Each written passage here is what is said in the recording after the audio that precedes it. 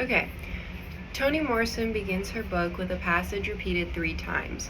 This passage was originally used in schools to teach reading in the 1930s to 60s.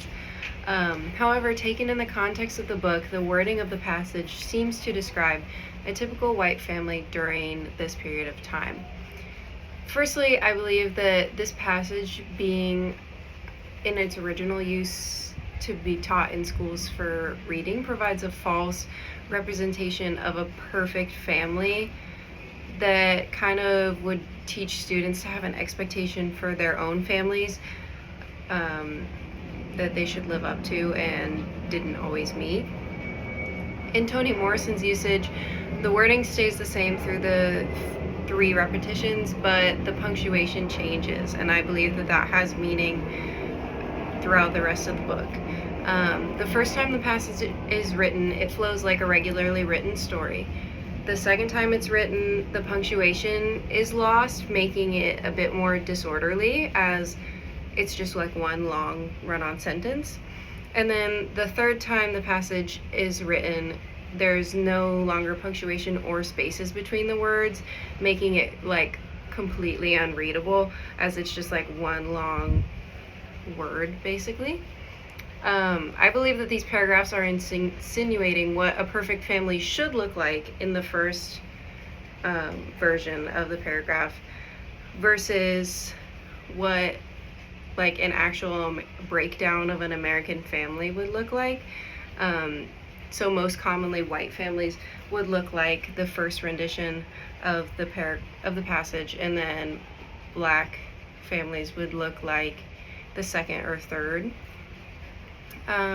I think that Pecola's family accurately represents the type of disorderly family that does not fit the standard that the first presentation of the paragraph means to represent.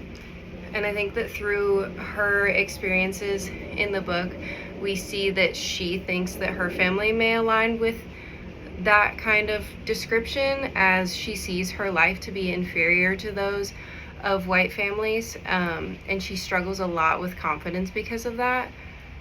One example of this is based around the title of the story. So throughout Pecola's life, she continually points out and yearns for blue eyes. That's why the book is called The Bluest Eye.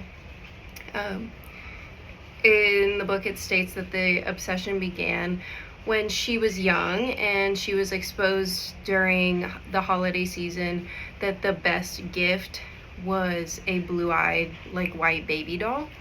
From then on, she decided that having blue eyes was considered to be a perfect trait, and that without having it, she was inferior to others, or like didn't live up to societal standards.